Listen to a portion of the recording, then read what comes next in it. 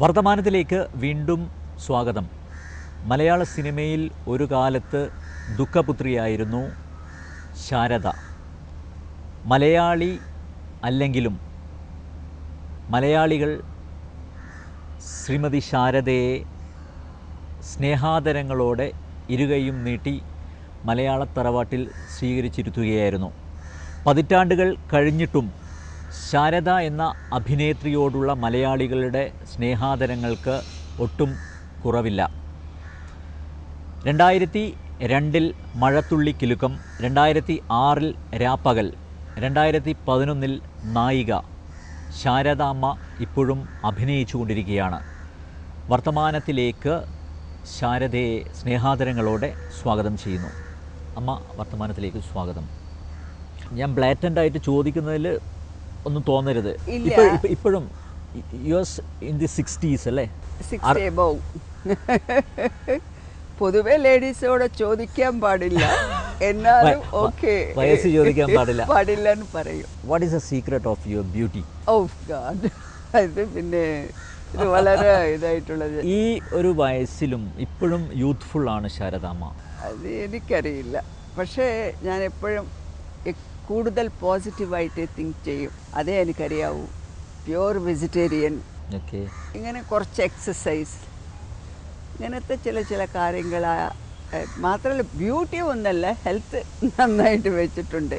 ഒന്ന്, I അബ്ജെക്റ്റ് your honour. നിങ്ങൾ മലയാളി അല്ല ശാരദ എന്ന് പറഞ്ഞില്ലേ? ഞാൻ ഹാഫ് മലയാളിയാണ്, അത് നിങ്ങൾക്കറിയില്ല. എൻ്റെ അപ്പൂപ്പൻ മലയാളിയാണ്. അതുകൊണ്ട് you belong to Kerala അല്ലേ? he belongs to Kerala. ഇപ്പോൾ എത്രയോ പേര് മലയാളീസും തെലുങ്കും മലയാളീസും തമിഴ് ഇങ്ങനെയൊക്കെ ഒരു പ്രശ്നമേ ഇല്ല. എല്ലാ ഭാഷയും. എവിടെയായിരുന്നു സ്വദേശം? സ്വദേശം തെനാലിയായിരുന്നു. അല്ല, അപ്പൂപ്പൻ മലയാളം മേനനായിരുന്നു.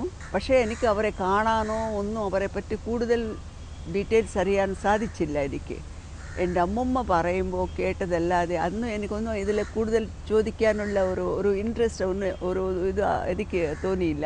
അല്ലെങ്കിൽ കുറേ കാര്യങ്ങൾ ചോദിക്കുമായിരുന്നു. പക്ഷേ എൻ്റെ അമ്മ സൈഡാണ് ഇത് മുഴുവൻ. അപ്പോൾ അവരെ കണ്ടാലും ഡിറ്റോ മലയാളീസായിട്ട് തന്നെ അവർ തോന്നും. അതുകൊണ്ട് ഇപ്പോൾ ഞാൻ മലയാളിയാണോ അല്ല തെലുങ്കാണോ എന്നുള്ളത് നിങ്ങൾ തന്നെ പറയണം. ഈ അഭിനയത്തിലോട്ട് വരാൻ അല്ലേ അമ്മൂമ്മയ്ക്കായിരുന്നു താല്പര്യം കൂടുതൽ? അമ്മയ്ക്ക് എന്തെങ്കിലും ഈ സിനിമയായിട്ട് കണക്ഷൻ വല്ലതും? ഇല്ല, ഞങ്ങളുടെ ഫാമിലിക്ക് യാതൊരു ബന്ധമില്ലാത്ത ഒരു തൊഴിലാണ് ഇത്.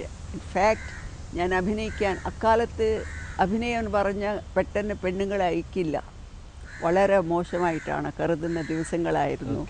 അങ്ങനെ അമ്മയ്ക്കും അച്ഛനും ഇൻട്രസ്റ്റ് ആയിട്ട് അമ്മയ്ക്കാണ് കൂടുതൽ കൂട്ടിക്കൊണ്ട് വന്നതിന് ചെന്നൈയിലോട്ട്. 2.5-3 കൊല്ലങ്ങൾ എൻ്റെ കുടുംബസ്ഥരാരും ഞങ്ങളോട് മിണ്ടിയിട്ടില്ല.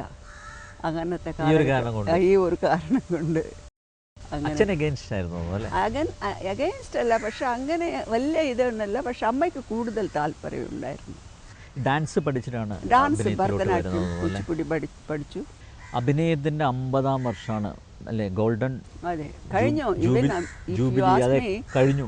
50 കൂടി കഴിഞ്ഞു എന്നേ പറയാം. എന്തുകൊണ്ട് സെലിബ്രേറ്റ് ചെയ്തില്ല ശാരദാമ്മയെ പോലുള്ള ഒരു അഭിനയം? ഇപ്പം ഇതൊരു സെലിബ്രേഷൻ അല്ലേ? നായിക ഇത്ര കൊല്ലങ്ങൾ കഴിഞ്ഞിട്ട് ഒരു അഭിനയിക്കേണ്ട എന്ന് വിചാരിച്ച് ഒരു ഗ്യാപ്പ് കൊടുത്ത 4 കൊല്ലങ്ങളായി ശരിക്കും പറഞ്ഞാൽ.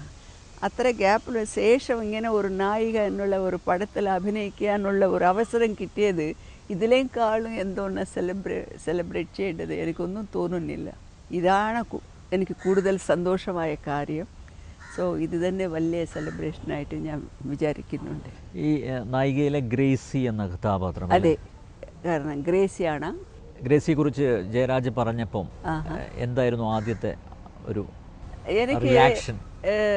പെട്ടെന്ന് ഡയറക്ടർ ജയരാജ് വിളിച്ചിട്ട്, ചേച്ചി ഒരു പടം ഡയറക്റ്റ് ചെയ്യാൻ പോകുന്നു, അതിൻ്റെ പേര് നായികയാണ്, ആ ക്യാരക്ടർ നിങ്ങളാണ് അഭിനയിക്കാൻ പോകുന്നതെന്ന് പറഞ്ഞപ്പോൾ എനിക്കൊന്നും വിശ്വസിക്കാൻ പറ്റാതെ പോയി. ഇത് എന്താ ഇത്, എനിക്കൊന്നും, നമ്മൾ അഭിനയം നിർത്തിയതല്ലേ, എന്താ ഇങ്ങനെ നിർത്താൻ പറ്റുമോ എന്തോ അഭിനയം? അല്ല, കുറച്ച് ഹെൽത്തിൻ്റെ ഇതുണ്ടായിരുന്നു, അതുകൊണ്ട് ശരി നമ്മൾ കൂടുതൽ സ്ട്രെയിൻ ആയിട്ടുണ്ടല്ലേ, ഇത്ര കൊല്ലങ്ങൾ അഭിനയിച്ച ശേഷം കുറച്ച് സ്ട്രെയിൻ ആവും അല്ലയോ? അതെ, ശരി. സോ അങ്ങനെ ആയ ഒരു ഇതിൽ ശരിയെന്ന് മതിയെന്ന് വിചാരിച്ച സ്ഥിതിക്ക് ജയരാജ് ഇത് നായിക ചേച്ചി തന്നെ അഭിനയിക്കണം ഈ ക്യാരക്ടറിന് പറഞ്ഞപ്പോൾ എനിക്ക് ശരിക്കും പറഞ്ഞ സ്ക്രീനിൽ എപ്പോഴും ദുഃഖപുത്രിയെന്ന് നിങ്ങൾ പറയുന്ന ആ ദുഃഖപുത്രിക്ക് കണ്ണിൽ നിറച്ച വെള്ളം വന്നു. അത് ദുഃഖത്തോടാണോ സന്തോഷത്തോടാണോ എന്നുള്ളത് എനിക്കറിയില്ല. അന്ന് അത്രയ്ക്ക് ഒരു അത് സ്വപ്നമാണോ അല്ല എന്താണെന്നേ മനസ്സിലായില്ല. പിന്നെ ശരിയെന്ന് പറഞ്ഞു. ഈ ഗ്രേസിക്ക് ശാരദയായിട്ട് എന്തെങ്കിലും ബന്ധമുണ്ടോ? അത് ശാരദാമ്മയുടെ അഭിനയ ജീവിതത്തിന്റെ ഒരു സാക്ഷാത്കാരമാണ് ഇതെന്ന് പറയുന്നു. എന്തെങ്കിലും കണക്ഷൻ ഉണ്ടോ? പറയുന്നുണ്ട്, പക്ഷേ ഡയറക്റ്റ് ശാരദാമ്മയാണ് അത് പറയേണ്ടത്. How do you feel? അല്ലല്ല, അത് ചിലർ എവിടെയെങ്കിലും കാണുമായിരിക്കും, അത് ടോട്ടലി ഇല്ലയെന്ന് പറയാൻ പറ്റില്ല, ഡിറ്റോ അത് തന്നെയാണെന്നും പറയാൻ പറ്റില്ല. എവിടെയെങ്കിലും ഒരു ആർട്ടിസ്റ്റ് ആയതുകൊണ്ട് ചില സിറ്റുവേഷൻസ്, ഒരു ബന്ധപ്പെട്ട സിറ്റുവേഷൻസ് കാണുമായിരിക്കും. അതുകൊണ്ട് ഒരു ആർട്ടിസ്റ്റ് ലൈഫ് ഇങ്ങനെയൊക്കെ ആണോ എന്ന്, ഈവൻ എൻ്റെ ലൈഫ് തന്നെ പിക്ചറായിട്ട് ഇങ്ങനെ കാണുമ്പോൾ ഒരു അത്ഭുതമായിട്ട് തോന്നും. ഇതായിരുന്നോ നമ്മുടെ ലൈഫ്, ഇതാണോ നമ്മുടെ ലൈഫ് എന്നുള്ളത്. സോ അങ്ങനെ അല്ലാതെ മുഴുവൻ എൻ്റെ ലൈഫാണത് അങ്ങനെ ഒന്നും പറയാൻ പറ്റില്ല. പക്ഷെ ലൈഫിലുള്ള ചില കാര്യങ്ങളൊക്കെ അതിൽ ടച്ച് ചെയ്തിട്ടുണ്ടാവും.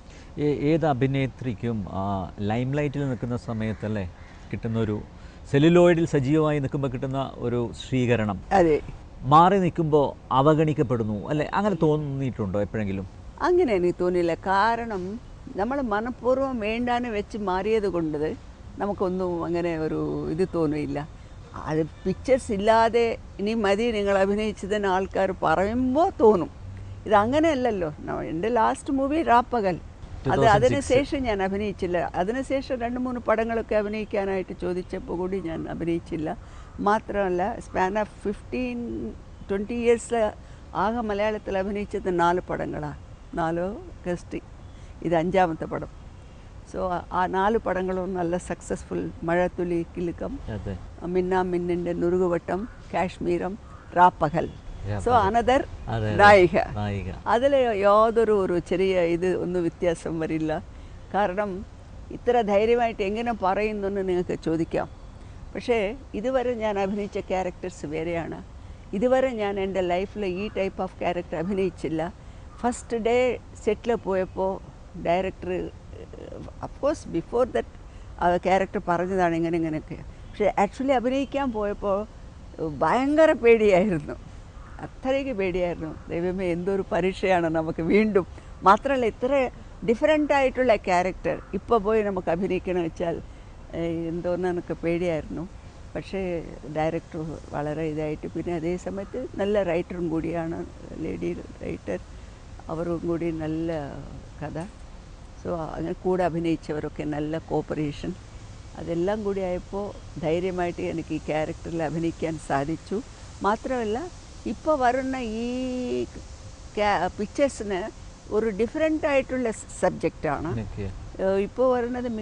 മിക്ക ഫൈറ്റ്സ്, ഒരാൾ 10 ആൾ അടിക്കുക, അത് പിന്നെ അത് എന്തോ അത് കുറേ അങ്ങനെ ഒരു അൺനാച്ചുറൽ ആയുള്ള കാര്യങ്ങളാണ് കൂടുതൽ ഇപ്പോൾ വരുന്നത്. അത് മോശമാണ് ശരിയാണ് അല്ല എന്ന് ഞാൻ പറയാനല്ല. പക്ഷേ അത് കമ്പയർ ചെയ്യുമ്പോൾ ഒരു റിയൽ ലൈഫ് ഒന്നല്ല, ഒരു 4-5 ലൈഫ് ചേർത്ത് ഒരു ലൈഫാക്കി അത് ജനങ്ങൾ മുമ്പ് കൊണ്ടുവന്ന് ഇങ്ങനെ കൂടെ ഉണ്ടായിരുന്നു എന്നുള്ളത് പറയുമ്പോൾ അത് ശരിക്കും നമ്മൾ എല്ലാവരും അപ്രിഷ്യേറ്റ് ചെയ്യണം. കാരണം ഒരു പുതിയ പ്രൊഡ്യൂസർ മിസ്റ്റർ തോമസ്, അവരും ഒരു ബിസിനസ്സല്ലേ ഇത്, നമ്മൾ ഏതെങ്കിലും ഒരു ഫൈറ്റ് അങ്ങനത്തെ പിക്ചർ അല്ലെങ്കിൽ ആ ജനങ്ങൾ കാണിയില്ല അങ്ങനെയൊന്നും വിചാരിക്കാതെ നല്ല പടം എടുക്കണം, ഒരു നല്ല തീം എടുക്കണം എന്ന് അവരും വിചാരിച്ചു. അതുപോലെ നല്ല ഡയറക്ടറും നല്ല ഇതായിട്ട് അവർ രണ്ടുപേരും ചേർന്ന് ഈ പടം എടുത്തതിൽ അത് എനിക്ക് ഈ അവസരം തന്നതിന് ഞാൻ വളരെ സന്തോഷപ്പെടുന്നു. മാത്രമല്ല ഡെഫിനറ്റായിട്ട് ജനങ്ങൾ ഇതിനെ ആദരിക്കുമെന്നുള്ള ഒരു വിശ്വാസം എനിക്കുണ്ട്. മലയാള സിനിമകൾ ഇപ്പോഴും കാണാറുണ്ടോ ശാരദ? കാണും, ചില പിക്ചേഴ്സൊക്കെ കാണും. പിന്നെ കാണുമ്പോൾ ഒരു ചെറിയ സങ്കടം കാണും. എന്തുകൊണ്ട്? ഇവരാരില്ലല്ലോ എന്ന്, കുറേ ആൾക്കാരില്ല ഇപ്പോൾ.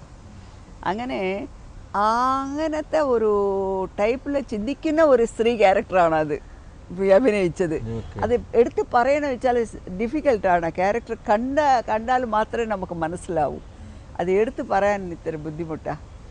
കണ്ടാൽ ഡെഫിനറ്റായിട്ട് എല്ലാവരും എൻജോയ് ചെയ്യാനുള്ള ഒരു ക്യാരക്ടറാണ്. എൻജോയ് വെച്ചാൽ ഒരു ഡാൻസ് കണ്ട് എൻജോയ് അങ്ങനെയല്ല, ഒരു റിയൽ ഒരു ലൈഫ് ഇങ്ങനെയൊക്കെ ആണ്, ഇങ്ങനെയൊക്കെ ആയിരുന്നു എന്നുള്ളത് വിചാരിക്കുമ്പോൾ നമുക്കൊരു ഒരു ഒരു സിമ്പത്തിയോ എന്ത് വേണമെങ്കിലും പറയാം. നമുക്ക് ഒരു നല്ല ഒരു സംഭവമാണ് ഇവരെടുത്തത്. മലയാളത്തിൽ നിന്നും ആയതുകൊണ്ടാണ് ഇപ്പോഴും ഓഫറുകൾ സ്വീകരിക്കുന്നത്? അല്ലല്ല, മലയാളം എന്ന് വെച്ചാൽ അഫ്കോഴ്സ് എനിക്ക് ആദ്യത്തെ തൊട്ടേ മലയാളം, ഇപ്പോൾ ഞാൻ മലയാളം ചാനലിൽ മലയാളത്തിനെ പറ്റി ഉയർത്തി സംസാരിക്കുമ്പോൾ എന്തോ എന്നൊക്കെ വിചാരിക്കലുണ്ട്. എനിക്ക് ശരിക്കും എൻ്റെ ഒരു ലൈഫ് തന്നത് മലയാളി ഇൻഡസ്ട്രിയാണ്, മലയാളി ജനങ്ങളാണ്, പ്രിയപ്പെട്ട സഹോദരന്മാരാണ്. അത് എപ്പോഴും ഞാൻ ഓർത്തുകൊണ്ടേയിരിക്കുന്നു. അങ്ങനെ ഇരിക്കുന്ന എന്നെ വീണ്ടും മലയാളത്തിൽ തന്നെ ഇതൊരു പുനർജന്മം എന്ന് പറയുമോ എന്താണെന്ന് എനിക്കറിയില്ല, ഒരു സെൻസേഷണൽ ക്യാരക്ടേഴ്സാണ് വരുന്നത്. ഇത് is also one kind of sensational character. Even picture കൂടിയാണ് ഇത്. പിക്ചർ കൂടി അത്ര ധൈര്യമായിട്ടാണ് എടുത്തത് അവർ.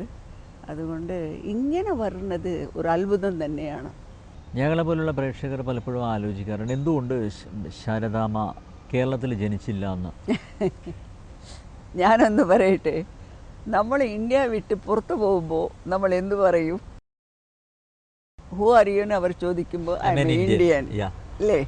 അത് വിശ്വസിക്കുന്ന ഞാൻ ഹാഫ് മലയാളി ഹാഫ് തെലുങ്ക് ആയാലും കൂടി ഓക്കെ ജനിച്ചില്ലെന്ന് മാത്രമേ ഉള്ളൂ. പക്ഷേ മിക്ക സമയം ഇവിടെയാണ് എൻ്റെ ജീവിതം കഴിഞ്ഞത്. മാത്രമല്ല എനിക്ക് അമ്മ ജനനം തന്നാൽ ഈ മലയാള മണ്ണ് എനിക്ക് ജീവിക്കാനുള്ള, ശരിക്കും പറഞ്ഞാൽ ജീവിക്കാനുള്ളത് തന്നെ എനിക്ക് പറയാൻ പറ്റും. ഒരു ലൈഫ് തന്നത് ഈ മലയാളം മണ്ണാണ്. അതുകൊണ്ട് എവിടെ ജനിച്ചാലും ഈ മണ്ണായിട്ട് ബന്ധം എന്നെ എന്നല്ല എന്നും അങ്ങനെ തന്നെ കാണും. തുടക്കത്തിൽ അഭിനയിക്കുമ്പോൾ സ്ട്രഗിൾ ചെയ്യേണ്ടി വന്നിട്ടുണ്ടോ? ഇല്ല, അങ്ങനെ കൂടി തോന്നിയില്ല. കാരണം അവരെടുത്ത ഇൻട്രസ്റ്റ് അങ്ങനെയാണ്. അവർ ആദ്യം എൻ്റെ പടം കുഞ്ചാക്കോ ചാക്കോച്ചൻ ഞങ്ങൾ അദ്ദേഹത്തിൻ്റെ പടത്തിൽ ഒട്ടും മലയാളം അറിഞ്ഞില്ലെങ്കിലും കൂടി സാരംഗപാണി എന്ന് പറയുന്ന ഒരു മാസ്റ്റർ ഉണ്ടായിരുന്നു. അദ്ദേഹത്തെ വെച്ച് ഞങ്ങൾക്ക് പഠിപ്പിച്ച് തന്നതാണ്. അതുകൊണ്ട് എനിക്ക് പ്രോബ്ലം ആയിട്ട് ഞാൻ തോന്നിയില്ല. പക്ഷേ ഫാസ്റ്റായിട്ട് ഞാൻ പഠിച്ചു. പിന്നെ ഇന്നും എനിക്ക് മലയാളം വായിക്കാനൊക്കെ അറിയാം, എഴുതാനറിയില്ല, വായിക്കും, പത്രങ്ങളൊക്കെ വായിക്കലും ഇതൊക്കെ ചെയ്യും. പഴയകാല നടന്മാരൊക്കെ ഒരുപാട്, ഞാൻ അതുകൊണ്ടാണ് അത് ചോദിച്ചത്, ഒരുപാട് സ്ട്രഗിൾ ചെയ്തിട്ടുണ്ട്. പലപ്പോഴും പണ്ട് കിട്ടിയിരുന്ന സിനിമയിൽ അഭിനയിക്കുമ്പോൾ കിട്ടിയിരുന്ന റെമ്യൂണറേഷനൊക്കെ വളരെ തുച്ഛമായിരുന്നു. ഇന്നൊരു അല്ലേ സിനിമയുടെ ലോകം എന്ന് പറയുന്നത് ഒരുപാട് ഗ്ലാമറിൻ്റെ ലോകമാണ്. അതുപോലെ ഇഷ്ടംപോലെ റെമ്യൂണറേഷൻ കിട്ടുന്നു. എങ്ങനെയാണ് കമ്പയർ ചെയ്യുന്നത് ശാരദ? അതങ്ങനെ കമ്പയർ ചെയ്യാൻ പറ്റില്ല.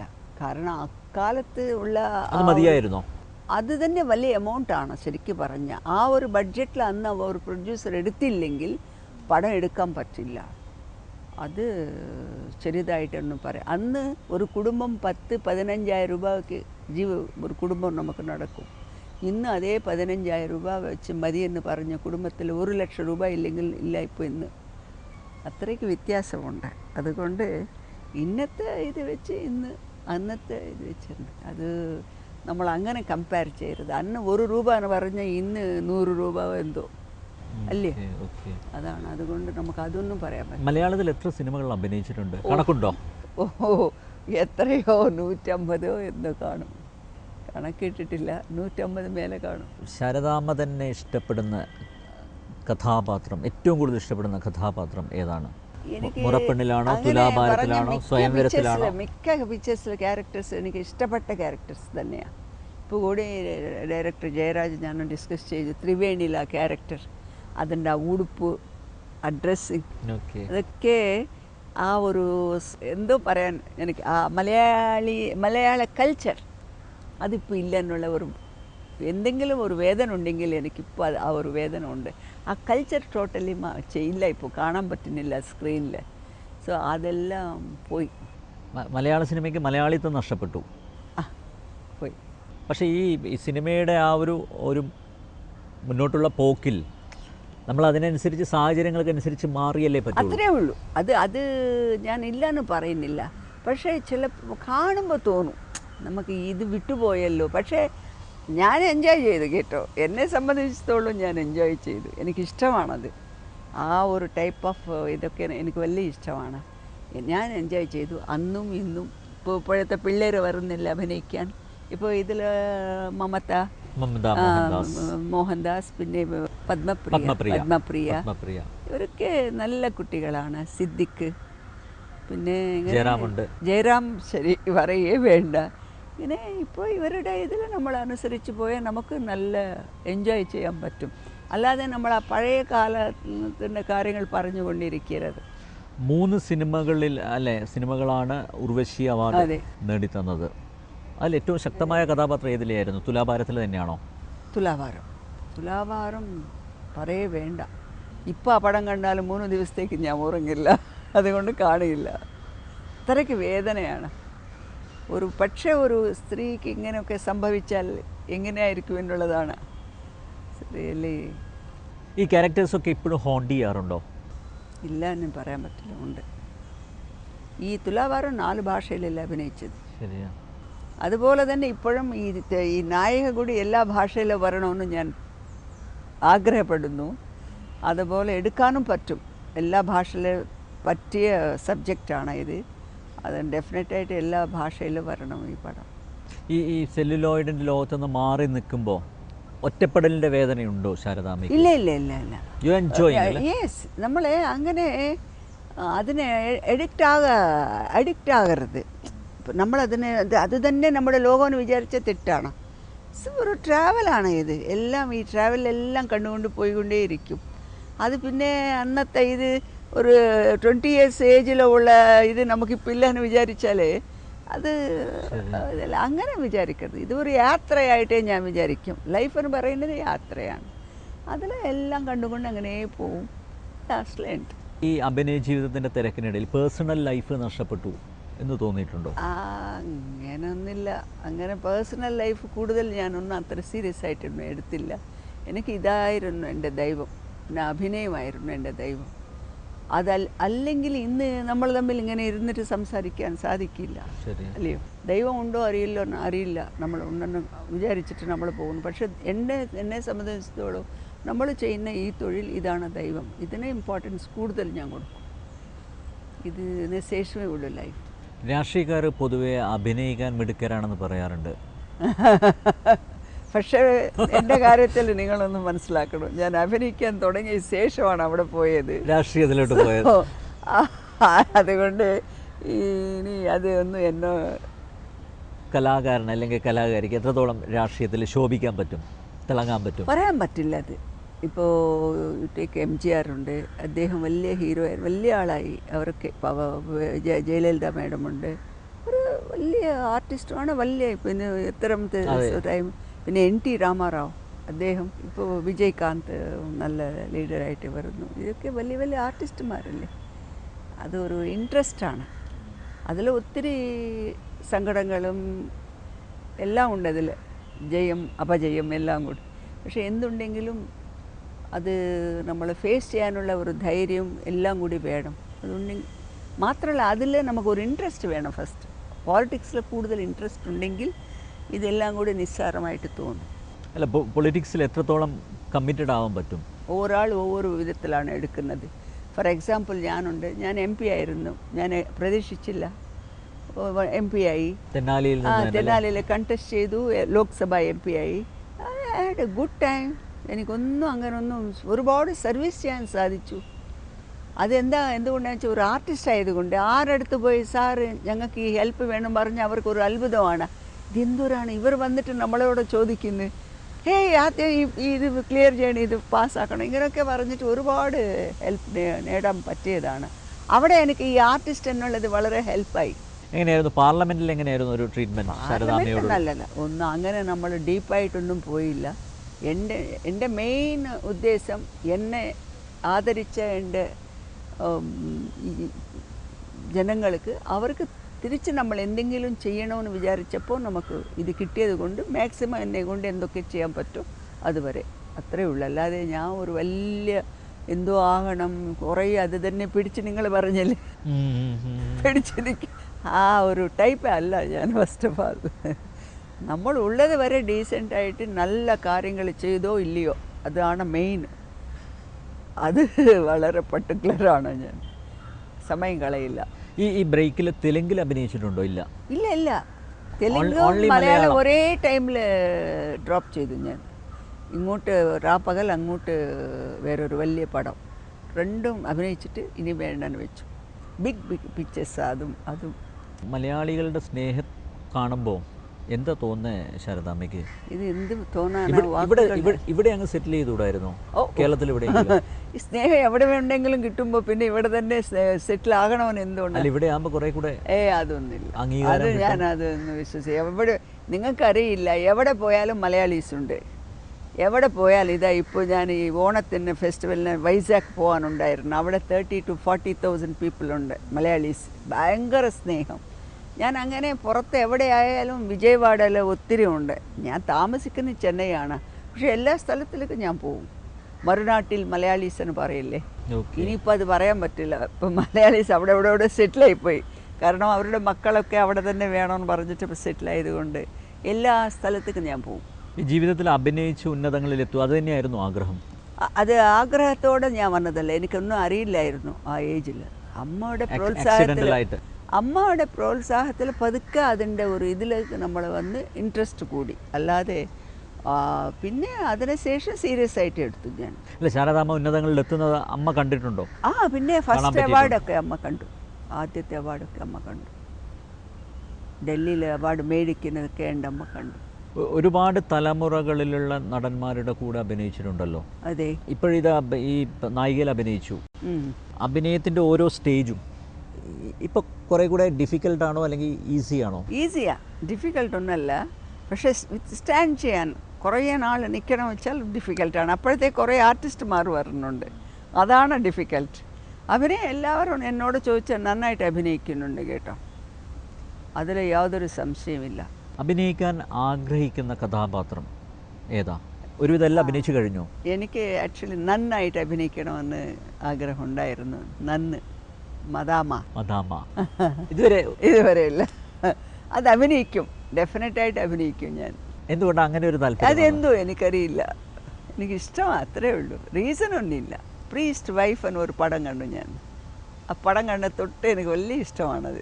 സോഫിയ ലോറൻ അവർക്ക് അഭിനയിച്ച പടം. എപ്പോഴെങ്കിലും ആത്മീയതയിലേക്ക് പോകാൻ അങ്ങനെ വല്ല തോന്നിയിട്ടുണ്ടോ? അങ്ങനെ ലൈഫിൽ ഏതെങ്കിലും എവിടെയോ പോയാൽ ദൈവത്തെ കാണാൻ പറ്റുമെന്ന് വിചാരിക്കില്ല ഞാൻ. ഇവിടെ ഇരുന്നാലും നമ്മൾ കാണണമെന്ന് വിചാരിച്ച് ഇവിടെ ഇരുന്നിട്ട് അതിന് വേണ്ടി മെഡിറ്റേഷൻ ചെയ്താൽ ഡെഫിനറ്റായിട്ട് മെഡിറ്റേഷൻ വിശ്വസിക്കുന്ന ആളാണ് ഞാൻ കൂടുതൽ. അങ്ങോട്ടും ഇങ്ങോട്ടും ഓടാൻ എനിക്ക് വലിയ താല്പര്യമില്ല. എവിടെ പോയാലും മെഡിറ്റേഷൻ. അത് ചർച്ചിലോട്ട് പോകട്ടെ, അല്ലെങ്കിൽ മാസ്കിലോ പോട്ടെ, അല്ലെങ്കിൽ നമ്മുടെ അമ്പലത്തിലേക്ക് പോകട്ടെ, എവിടെ ആയാലും നിശബ്ദമായിരിക്കണം. കണ്ണടച്ച് ധ്യാനം ചെയ്താൽ ഡെഫിനറ്റായിട്ട് എന്തു കാണുമെന്ന് നമുക്കറിയില്ല, പക്ഷേ ഏതോ ഒരു പീസ്. മലയാള സിനിമയുടെ ഗ്രോത്തിനെ എങ്ങനെയാണ് ശാരദാമ്മ ഇവാലുവേറ്റ് ചെയ്യുന്നത് ആസ് എ സീനിയർ ആക്ട്രസ് എന്നുള്ള നിലയിൽ? നല്ല ഡെവലപ്പായിട്ടുണ്ട്. ടെക്നിക്കലി ആയിക്കോട്ടെ, എല്ലാ വിധത്തിലും ആരെയും മോശമില്ല. ശരിക്കും പറഞ്ഞില്ല, എങ്ങനെ പോയാലും നാഷണൽ ലെവലിൽ മലയാള സിനിമയ്ക്ക് എന്തെങ്കിലും ഒരു അംഗീകാരം കിട്ടും. പിന്നെ ഡെഫിനറ്റായിട്ട് കിട്ടും അല്ലേ? ഇപ്പോൾ എന്താണ് കിട്ടാത്തത്? ക്വാളിറ്റി ഉണ്ട്. ക്വാളിറ്റി വിടുന്നില്ല. പക്ഷെ ചില പടങ്ങളിൽ പിന്നെ അത് ഒന്നും പറയാൻ പറ്റില്ല. ഇത് ഒരു ബിസിനസ് ആയതുകൊണ്ട് ഞാൻ ഓൾറെഡി പറഞ്ഞിട്ടുണ്ട്, ഇതൊരു ബിസിനസ് ആയതുകൊണ്ട് എല്ലാം ആർട്ട് മൂവീസായിട്ട് എടുത്ത് അവാർഡിന് വേണ്ടി എടുക്കാൻ പറ്റില്ല. Business business. പക്ഷെ അതിൽ എന്നാലും ആ ഒരു ഇത് ക്രോസ് ചെയ്യാതെ പോകുമ്പോൾ ഡെഫിനറ്റായിട്ട് മറ്റുള്ളവരെക്കാൾ നമുക്കാണ്. കഴിഞ്ഞ കുറച്ച് വർഷങ്ങളായി നോക്കുമ്പോൾ ഈ സൂപ്പർ സ്റ്റാറുകൾ അഭിനയിച്ച പടങ്ങളൊന്നും അങ്ങനെ സക്സസ് ആവുന്നില്ല. പക്ഷേ യങ്സ്റ്റേഴ്സ്, പുതിയ സംവിധായകർ വരുന്നു, പുതിയ അഭിനേതാക്കൾ വരുന്നു. ഒരു പുതിയ തരത്തിലുള്ള ട്രീറ്റ്മെൻറ്റാണ് മലയാള സിനിമയിലുള്ളത്. എനിക്കറിയില്ല, ശാരദാമ്മ കാണുമ്പോൾ അത് ഒരു പക്ഷേ ഫീൽ ചെയ്ത് കാണും. ഞാൻ അതൊന്നും വിശ്വസിക്കില്ല. സൂപ്പർ സ്റ്റാർ ഉള്ളത് കൊണ്ട് ഇല്ല എന്ന് പറഞ്ഞ പകൽ നന്നായിട്ട് ഓടിയില്ലേ, അതുകൊണ്ട് അങ്ങനെയല്ല. സൂപ്പർ സ്റ്റാർ ആയാലും യങ്സ്റ്റേഴ്സ് ആയാലും സ്റ്റോറി നന്നായിരിക്കണം, പ്രസൻറ്റേഷൻ നന്നായിരിക്കണം. അത് ഇസ് വെരി ഇമ്പോർട്ടൻറ്റ്. അത് നന്നായിരിക്കുമ്പോൾ സൂപ്പർ സ്റ്റാർ ഉണ്ടെങ്കിൽ 100 ആൾക്കാർ കാണും, 200 പീപ്പിൾ കാണും. ഒരു സാധാരണ ഒരു ആർട്ടിസ്റ്റെ വെച്ചാൽ റേഞ്ച്, കാണുന്ന ആൾക്കാരുടെ റേഞ്ച് കുറയും.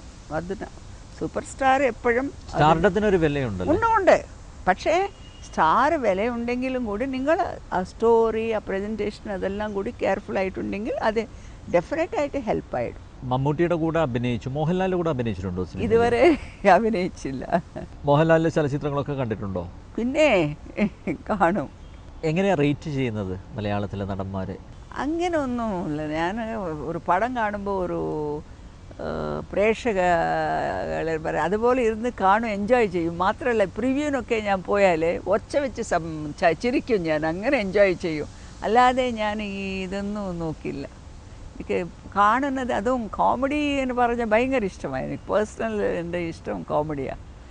അതൊക്കെ കാണുമ്പോൾ ഭയങ്കര തമാശയായിട്ട് നല്ല ചിരിപ്പിക്കണം. ഇതാണ് എൻ്റെ പേഴ്സണൽ. പക്ഷേ പടത്തിൽ കൂടുതൽ ഇവിടെ എന്താ നടന്നു വെച്ചാൽ കരച്ചിലായിരുന്നു. പക്ഷേ ഇപ്പോൾ അതൊന്നും ഇല്ല. ഈ കഴിഞ്ഞ 20 കൊല്ലം കരയുന്ന പാത്രങ്ങളൊന്നുമല്ല കൂടുതൽ ഞാൻ അഭിനയിച്ചത്. ഗ്രേസിയിൽ നിന്ന് ഇപ്പം മാറി നിൽക്കുകയാണോ, അല്ലെ ഗ്രേസി ആയിട്ട് തന്നെയാണോ എൻ്റെ അടുത്ത് സംസാരിക്കുന്നത്? ഇല്ല. ഗ്രേസി ക്യാരക്ടർ മാറ്റിയ പിന്നെ ശാരദ തന്നെയാണ്. ക്യാരക്ടർ ഉള്ളപ്പോൾ ഗെറ്റപ്പിലുള്ളപ്പോഴേ ഗ്രേസിയാണ്. അത് മാറ്റിയ വെറും ശാരദയാണ് ഇപ്പോൾ നിങ്ങളോട് സംസാരിക്കുന്നത്, നടി ശാരദ. മലയാളത്തിൽ നിന്ന് ഇനിയും ഓഫറുകൾ കിട്ടിയാൽ സ്വീകരിക്കുമോ? ഇപ്പോൾ ഞാൻ കലികാലം അഭിനയിക്കാൻ പോകുന്നു. ഇപ്പോൾ അതിൻ്റെ ഷൂട്ടിംഗ് ആണ്. പുതിയ ഡയറക്ടർ രജി നായർ. നല്ല ക്യാരക്ടർ തന്നെയാണ്. അത് ഡെഫിനറ്റായിട്ട് നല്ലതാണ്, നല്ല പടം. പക്ഷേ ഇതിന് ശേഷം അത് വരുന്നു. ഈ പടം ഹിറ്റാണ്. ഇത്ര ധൈര്യമായിട്ട് പറഞ്ഞെന്ന് ദയവായി പറയില്ലേ. ഒരു ആർട്ടിസ്റ്റ് അഭിനയിക്കുമ്പോൾ തന്നെ ഒരു മനസ്സിൽ തോന്നൽ, ഇതും ഇവരെടുത്ത വിധമായിക്കോട്ടെ, എല്ലാം ഒരു ആ കഥാപാത്രം ആയിക്കോട്ടെ, വെരി ഡിഫിക്കൽട്ട്. ഈ കഥാപാത്രം അങ്ങനെയാണ് ഇവർ അത്ര ഇതായിട്ട് ഡെവലപ്പ് ചെയ്തിട്ടുണ്ട്. ഇതിന് നെക്സ്റ്റ് ആ പടം, അതും രജി നായർ പുതിയ ഡയറക്ടർ, ഫസ്റ്റ് ടൈം നല്ല അവരും എടുത്തിട്ടുണ്ട്. അതും ഒരു ഡിഫറെൻ്റ് ആയിട്ടുള്ള പിക്ചറാണ്. പഴയ സിനിമകൾ വീണ്ടും പുനരവതരിപ്പിക്കുന്ന ഒരു രീതി മലയാള സിനിമയിൽ കാണുന്നുണ്ട്. അതൊക്കെ സക്സസ്ഫുൾ ആയിട്ടുണ്ട്. അതെ, രതിനിർവേദത്തിൻ്റെ പുതിയ അത് ആരും ചെയ്യില്ല. ശരിക്കും പറഞ്ഞാൽ ഏത് ഭാഷയിലും അത് ധൈര്യമില്ല. ഏത് ഭാഷയിലും ആ ധൈര്യമില്ല, എക്സെപ്റ്റ് മലയാളം. സോ അവിടെ കൂടി മലയാളീസ് ടോപ്പിലേക്ക് തന്നെ. ശാരദാമ്മ അഭിനയിച്ച പഴയ സിനിമകൾ ഏതെങ്കിലും റീപ്രൊഡ്യൂസ് ചെയ്യണം, അങ്ങനെ ആഗ്രഹമുണ്ടോ മനസ്സിൽ? അങ്ങനെയാണെങ്കിൽ ഏതാ? തുലാഭാരം. അല്ല, തുലാഭാരം ഇനി പറയരുത്. അത് ഇപ്പോൾ അങ്ങനെ അത്ര ഇതായിട്ട് എടുക്കാൻ പറ്റില്ല. കുറച്ച് ചേഞ്ച് ചെയ്തിട്ടേ എടുക്കാവൂ. അത്ര ട്രാജഡി ആയിട്ട് എടുത്ത ആൾക്കാർക്ക് ഇപ്പോൾ എടുക്കാൻ പറ്റില്ല. അക്കാലത്ത് ഓക്കെ, ഇപ്പോൾ അത് കുറച്ച് ചേഞ്ച് ആക്കണം. എന്തായാലും മലയാള സിനിമയിൽ വീണ്ടും അവസരങ്ങൾ തേടി വരട്ടെ. ഇങ്ങനെയെങ്കിലും ശാരദാമ്മയെ നേരിട്ട് കാണാൻ ഒരു സന്ദർഭം ലഭിച്ചതിൻ്റെ സന്തോഷവും എനിക്കും കൂടി നിങ്ങളോട്, സൂര്യ പ്രേക്ഷകരോട് എല്ലാം കൂടെ ഇങ്ങനെയൊക്കെ ഒരു ബന്ധപ്പെടാൻ ഒരു അവസരം കിട്ടിയതിന് വളരെ സന്തോഷം. നമസ്കാരം. നമസ്കാരം.